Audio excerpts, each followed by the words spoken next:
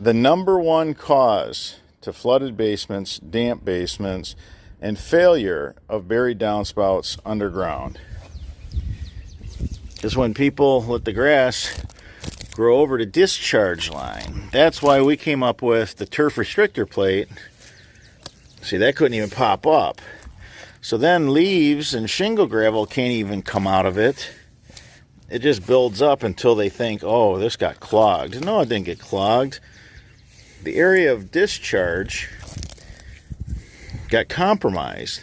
The grass grew over it. It couldn't let the water out, let alone debris.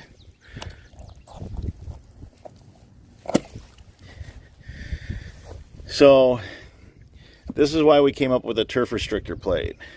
It buys you more time. You can weed whip the turf restrictor plate. It's super, super strong.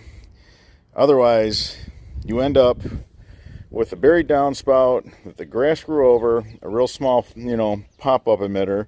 It grows over that quite quickly. Then you're not daylighting. Like, we're doing a new system here, but, there's nothing wrong because it's pretty new, other than the fact that the grass grew over this and that quit. The system's done. It can't daylight, so the basement floods.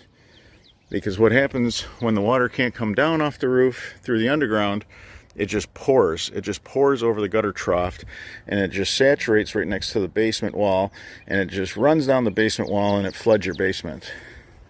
Number one cause right there. Number one cause of failure to an underground buried downspout system. Always put drain stone around your pop-up, and don't use any tape on that not quite a 90 fitting. Just hook it up to the pipe, no tape. You want the water to leach out of that fitting. You want the water to leach out right at the hub there. Don't pack clay around the pipe. Put stone around it. That way the water that's left in that pop-up emitter can leach away into the subsurface soil. All right, everybody.